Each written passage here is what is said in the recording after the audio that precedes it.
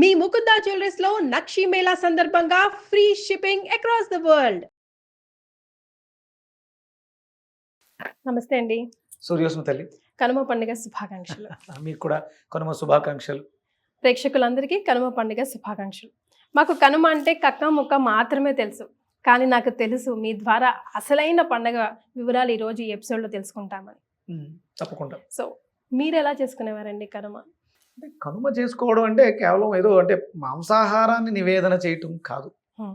అంటే అది సాంప్రదాయంలో ఒక భాగం అయిపోయింది. అది ఆచారం కాదు. ఏ దేవీ దేవత అంటే దేవుళ్ళు అన్నామంటే మనిషి కన్నా ఉన్నతమైనటువంటి ఇది కలిగిన వాడు.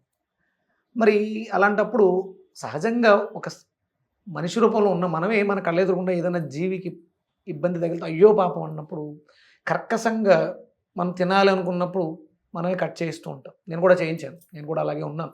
అంటే ఎదిగే కొలిది మనలో వచ్చేటటువంటి పరిణితి, మార్పు, జీవ పరిణామక్రియ, అది కూడా ఆ జీవి తన జీవ పరిణామక్రియకి మనం అవరోధాలు అవుతున్నాం.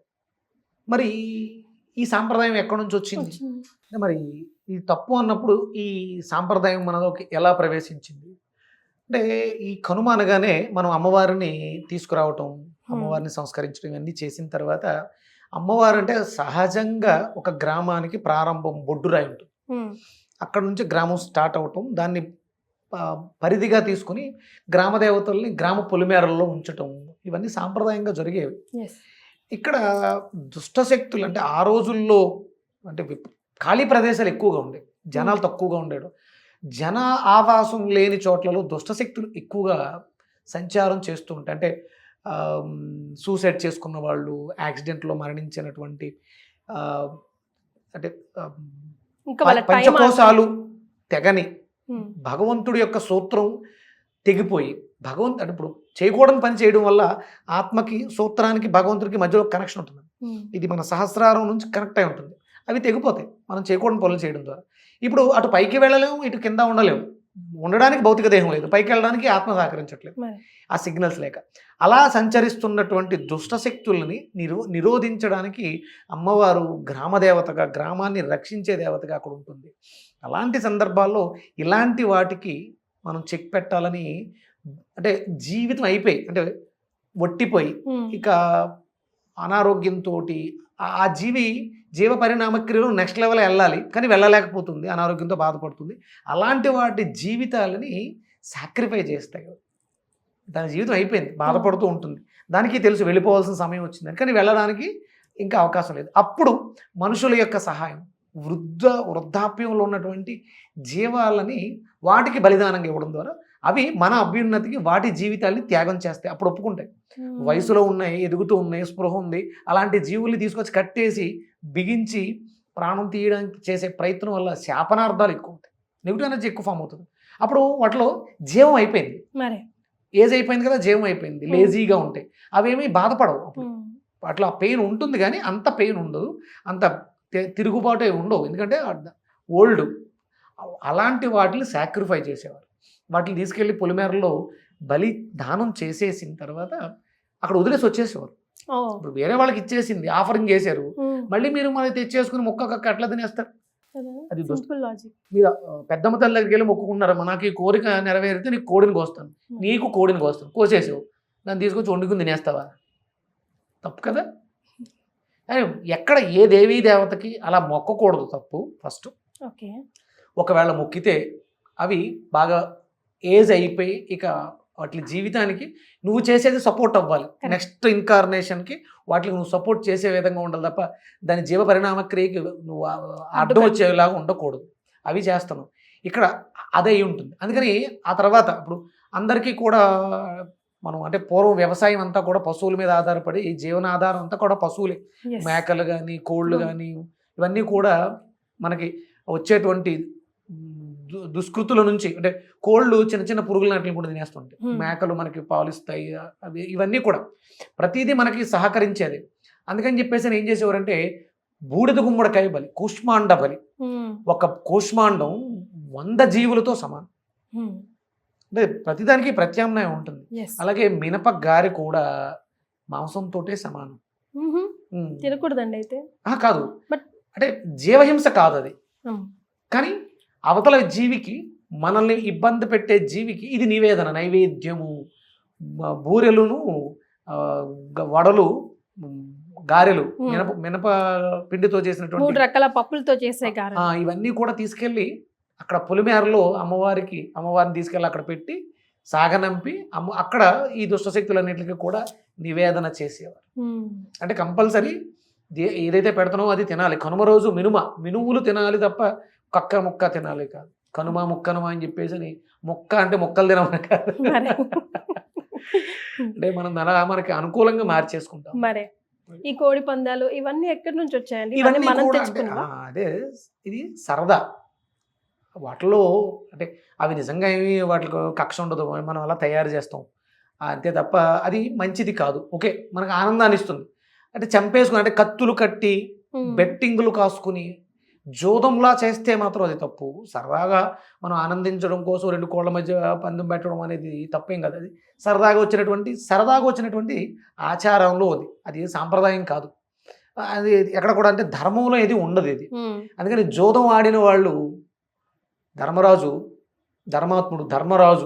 జోదం ఆడడం వల్ల కదా రాజ్యాన్ని కోల్పోయి తనకున్న సంపదలను కోల్పోయి అరణ్యంలో తిరగాల్సి వచ్చింది. అంటే జోదం వాడుల మనం ఇబ్బంది పడతాం. అది సరదాగా చేస్తే అది తప్పేం కాదు, అవి చేసుకోవచ్చు. అంటే ఆ జీవుల్ని హింస, అంటే వాటి కాళ్ళకి కత్తులు కట్టి అది పాపం, అది చాలా పాపం. సరదాగా చేసుకునే పనులన్నీ కూడా అంటే పండగ అంటే ఆనందం కోసం చేసుకునేది.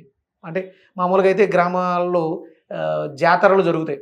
ముందు రోజు జాతర జరుగుతుంది, తర్వాత రోజు తీర్థము, ఇక ఆనందంగా రంగులు రాట్నాలు ఎక్కటాలు, జైంట్ వీళ్ళు, ఇలాంటివి చాలా రకాలు ఇప్పుడు ఫెసిలిటీస్ బాగా పెరిగినాయి. వాటిలన్నిటితోటి ఆనందించవచ్చు. ఒక జీవుల్ని ఇబ్బంది పెట్టి చేతిలో మందు బాటిల్ పట్టుకొని ఆనందించడం, డబ్బులు తగలేసుకోవడం, అప్పులు అయిపోయి సంక్రాంతి వెళ్ళిన తర్వాత ఎవరికి ఎంత అప్పు ఉంది, ఎంత పోగొట్టుకున్నాడు, ఎంత అప్పులు తీర్చాలి అనే ఈ బాధలు ఉండవు. ఈ పండగ అనేది ఎందుకు జరుపుకున్నా ఆనందంగా ఈ ఆనందం మళ్ళీ సంవత్సరం వరకు గుర్తుండాలి. అది బ్యాడ్ మెమొరీగా కాదు, మళ్ళీ తలుచుకుంటే ఆనందాన్ని ఇచ్చేలా, మళ్ళీ మనలో ఉత్సాహం వచ్చేలా, ఇంకా బాగా జరుపుకునే విధంగా ఉండాలి తప్ప 2025 సంక్రాంతి ఈ రకంగా వచ్చింది, ఇప్పుడు 2026 ఏ రకంగా వస్తుందో, 10 లక్షలు కాస్త 25 అవుతుందేమో అన్నట్టుగా ఉండకూడదు. అందరి జీవితాల్లోనూ ఆనందం నింపడం కోసం అమ్మవారు పొలిమేరను విదిలి గ్రామంలో ప్రవేశించి మళ్ళీ మనల్ని అందరినీ ఆశీర్వదించి మళ్ళీ గ్రామ పొలిమేరలోకి వెళ్ళిపోతుంది. సాగనంపాం. అక్కడ దుష్టశక్తులు మన గ్రామాల్లో ప్రవేశించి మనల్ని ఇబ్బంది పెట్టకుండా వాటికి నివేదన చేసాం. మనలో ఉండేటువంటి బుద్ధులు, చెడు బుద్ధులు మనల్ని ఇబ్బంది పెట్టకుండా ఉండడం కోసం ఆ మినప అంటే మినుము అంటే ప్రోటీన్ ఎక్కువ ఉంటుంది. అంటే మనలో ఆ కాన్ఫిడెన్స్ లెవెల్స్ పెంచడానికి మనం దాన్ని ప్రసాదంగా తీసుకుంటాం. ఇక్కడ నువ్వులతో చేసినటువంటి అరిసెలు, ఈ గారెలు, బూరెలు, పులిహోర. పండగ వాతావరణం మనకి ఆరోగ్యాన్ని, ఐశ్వర్యాన్ని కూడా ఇవ్వాలి, అనారోగ్యాన్ని ఇవ్వకూడదు. ఆనందంగా శుభ్రంగా తిని అందరితోటి, అంటే ఇక్కడ కలయిక, ఐకమత్యం. ఇప్పుడు జనాల్లో లేనిది అదే అపార్ట్మెంట్ కల్చర్. ఎవరి ఇళ్లలో వాళ్ళు టీవీలు చూస్తూ గడిపేస్తారు. ఇది అందరం కలిసి బయటకు వచ్చి సమూహంగా గ్రామాల్లో, గ్రామ మధ్యలో మనం జరుపుకోవాల్సినటువంటి గ్రామ దేవతల పండుగ. అందరం ఆనందించి బాగుండాలి. ఒకరికొకరు సహాయ సహకారం, ఎవరికి వాళ్ళే యమునా తీరే అన్నట్టు. కోవిడ్కి దీనికి ఏం తేడా ఉంది? అంతే కదా. ఇప్పుడు పండుగ వచ్చిందంటే హైదరాబాద్ మొత్తం ఖాళీ అయిపోతుంది. ఆల్మోస్ట్ 30% జనాభా ఉంటారు. అంటే అందరూ అక్కడికి ఎవరో వాళ్ళ కాళ్ళు వెళ్ళిపోయారు. అంటే గ్రామాల్లో బాగుంటుంది. అంటే హైదరాబాద్ చుట్టుపక్కల ఉన్నటువంటి చిన్న చిన్న పల్లెల్లో కూడా అద్భుతంగా జరుగుతూ ఉంది. ఇది ఆనందంగా జరుపుకోవాలి అంతే తప్ప జీవహింస చేసి ఎదుటివాడు ఏడుస్తూ ఉంటే మనం ఆనందాన్ని పొందడం అనేది అదంతా ఆమోదయోగ్యం కాదు. యాక్చువల్గా అన్ని పండుగలు ఒకరోజే ఉంటాయి కదండి, ఎందుకు ఈ సంక్రాంతి మాత్రమే 3 డేస్గా విభజించబడ్డాయి? అదేనమ్మా, అంటే ఇక్కడ అంటే ప్రతిదానికి కూడా ముందు వెనక ఉంటున్నాం. ఇక్కడ కేవలం అంటే మనం జరుపుకునేది ఇది మకర సంక్రాంతి అనేది మాత్రమే ఎక్కువగా జరుపుకుంటాం. ధనుర్సంక్రాంతి, ధనుర్మాసము, మకరం తర్వాత కుంభ సంక్రాంతి అని జరుగుతుంది. కుంభంలోకి వెళ్తాడు. మనం చేసుకోగలిగితే చెయ్యట్లేదు కాబట్టి ఇలా బాధపడుతూ ఉన్నాం. కరెక్ట్గా పుష్కరం కాలం పాటు ఈ ఉత్సవాలని కలియుగ దైవమైనటువంటి వెంకటేశ్వర స్వామి జరిపారు. ఆయన కలియుగ దైవం వెంకటేశ్వర స్వామి అవడానికి ముందు 12 సంవత్సరాల పాటు, ఏంటమ్మా 12 సంవత్సరాల పాటు ప్రతి సంక్రాంతిని జరిపాడు ఆయన. అందుకని కలియుగానికి దైవం అయ్యాడు. లక్ష్మీదేవిని కోల్పోయాడు, వైకుంఠాన్ని విడిచి భూమి మీదకి వచ్చి వచ్చారు. తిరుపతిలో సంచారం చేశారు. ఉమ్, ఎక్కడో చెట్టు కింద విశ్రమిస్తే పుట్ట పోసేసింది, ఆ వచ్చి పాలు పోసింది, మళ్ళీ శక్తి వచ్చి బయటకు వచ్చారు. ఉమ్, అప్పుడు తర్వాత పద్మావతి రావడానికి ఆయన చేసిన దీక్ష సూర్య దీక్ష, సూర్య సంక్రమణలు. ఆయన ప్రతి నెలలోనూ రాశి సంక్రమణం జరుగుతుంది. సూర్యుని అనుసరించే మన జీవితం సాగుతుంది.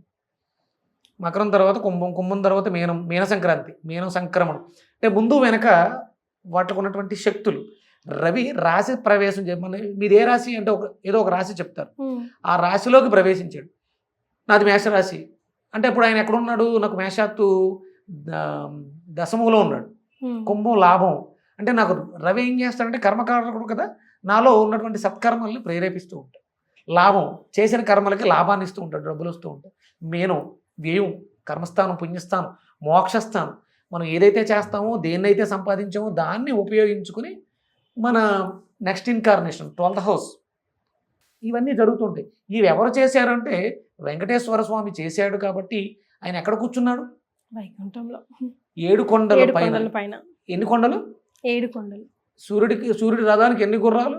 7. మన శరీరంలో ఎన్ని చక్రాలు? 7. అంటే 7కి సూర్యుడికి ఉన్న రథానికి ఉన్నటువంటి గుర్రాలకి, తిరుపతిలో ఉన్నటువంటి 7 కొండలకి, అన్నిటికీ అంటే మనం కూడా సూర్య ఆరాధన చేస్తే, సూర్యుడిని అనుసరిస్తే మనం కూడా ఉన్న స్థితిలో ఉన్నతంగా ఉంటాం. దాన్ని అనుసరించడం కోసమే ఇవన్నీ పురాణాల రూపంలో, పండగల రూపంలో చెప్తుంటాం. అంటే ఆయన చేసే ప్రతి దాంట్లో కూడా ముందు వెనక, ఇప్పుడు మకరంలో ప్రవేశించడానికి ముందు భోగిగా చెడును కడిగేసుకోండి, మంచి ఇస్తాను అన్నాడు. పాలు పోయించుకోవాలమ్మా, గిన్నె శుభ్రంగా ఉండాలిగా. అందుకని ఇక్కడ 3 రోజులుగా, మళ్ళీ అయిపోయిన తర్వాత వెళ్ళిపోతూ కూడా జాగ్రత్తగా ఉండండి అని ఆయన చాలా సంపదలు ఇచ్చి వెళ్తుంటాడు. మీకు అత్యంత విలువైనటువంటి సంపద సృష్టిలో ఒక్కటి చెప్పండి, ఏదైనా చాలా విలువైంది. ఇది అమ్మ ప్రేమ. ఫర్ మీ అది ఆత్మపరంగా, భౌతికంగా కాకుండా అంతరంగా అనుభవిస్తాం. నేను వస్తువు అడుగుతున్నాను, వస్తువు అత్యంత విలువైనటువంటి వస్తువు. మీ చేతుకున్నటువంటి వజ్రాల గాజులు విలువైనవా? విలువైనవి. దానికన్నా విలువైంది చెప్పండి. బంగారం, వజ్రాలు, నగలు ఉన్నట్టు కదా. అంటే మనకు కావాల్సినవి. సమంతకమణి విన్నారు ఎప్పుడో పేరు? మణి. సమంతకమణి. నాకు మణి. సమంతకమణి. అందుకే మనకి వినాయక చవితి కథ చదివేటప్పుడు శ్రీకృష్ణ పరమాత్మకు సంబంధించిన ఒక కథలో వస్తుంది. సత్రాజిత్తుడు మహారాజు దగ్గర సమంతకమణి ఉంటే శ్రీకృష్ణ పరమాత్మ అడుగుతారు, అది నాకు ఇవ్వు, నేను రాజుని కదా, అందరికి ఉపయోగపడుతుంది అంటే. ఆయన రాజు సమంతకమణి, సత్రాజిత్తు మహారాజు ఆయన ఉపాసన చేయడం ద్వారా ఆయనకి వరంగా వస్తుంది ఆ సమంతకమణి. అది రోజుకి 10 బారుల బంగారం, అంటే 1000 కేజీల బంగారం తయారు అవుతూ ఉంటుంది దాంట్లోంచి. అదే ఆయన అడుగుతారు శ్రీకృష్ణ పరమాత్మ, నేను ఇవ్వను అంటాను. అంటే శ్రీకృష్ణుడు కన్నా విలువైంది కదా అని కదా అడిగాడు ఆయన. అది ఇవ్వలేదు ఆయన, అది దొంగిలించారు అని అపనిందపడింది శ్రీకృష్ణ పరమాత్మ. ఆయన భగవంతుడు కాబట్టి తన మీద పడిన అపనిందాన్ని తొలగించుకోవడానికి చేయాల్సినవి చేసి అది మళ్ళీ తిరిగి ఆయనకి అప్పచెప్పడం జరిగింది. అంటే అంత విలువైంది సమంతకమణి. అది ఇచ్చింది ఎవరు? సూర్యనారాయణమూర్తి. ఎవరికి? సత్రాజిత్తుడు. మనం ఇందాక ధర్మరాజు గురించి మాట్లాడుకున్నాం. అక్షయ పాత్ర ఒకటి ఉంది ద్రౌపది చేతిలో, ఎవరిచ్చారు? సూర్యనారాయణమూర్తి. కలియుగ దైవానికి వెంకటేశ్వర స్వామికి ఇంతటి కీర్తిని ఎవరిచ్చారు? ఆయనకి గోవింద గోవింద అంటాం కదా, ఆయన గోవిందుడు కాదు. గోవిందుడు అంటే సూర్యుడే.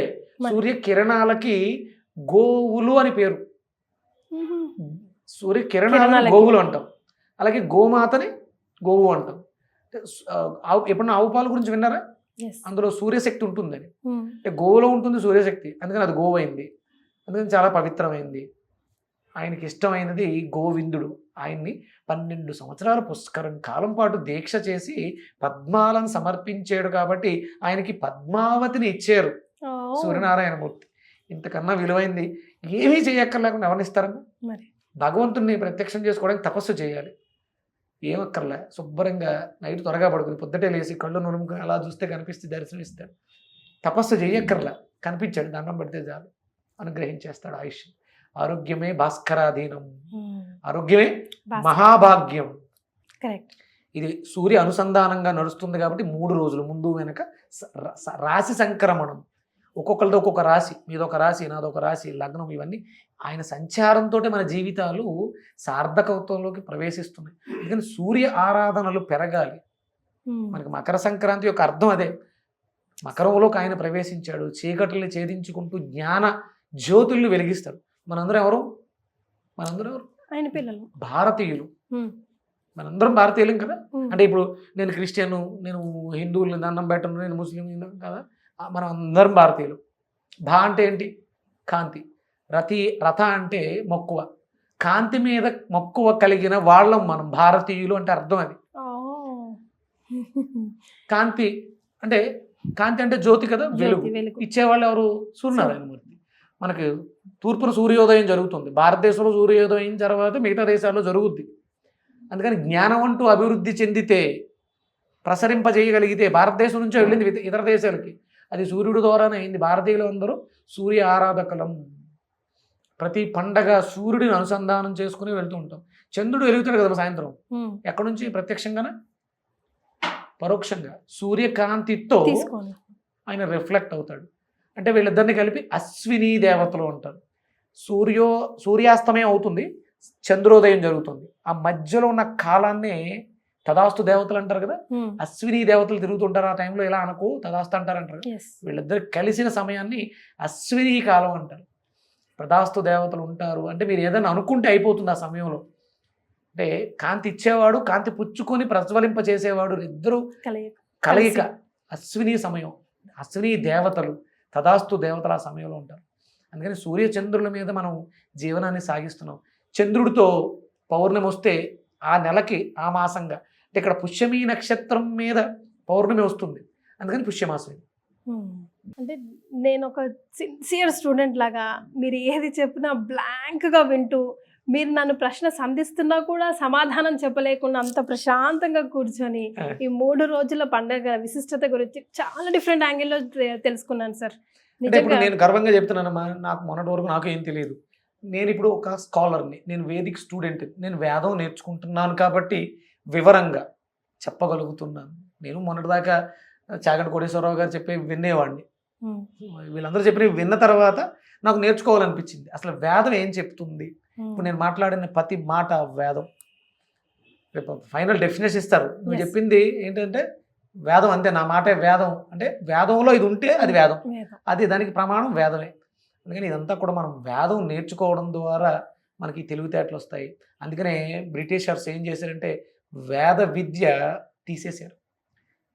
ఇంగ్లీష్ అంటే ఆధునిక విద్య మనకి ఎలాంటి జ్ఞానాన్ని ఇవ్వదు. అంటే మీకు తెలియకపోవడం, మీరు చదివిన చదువులు, ఇంగ్లీష్ చదువులు, అవి కేవలం క్లాస్ రూమ్స్ వరకే.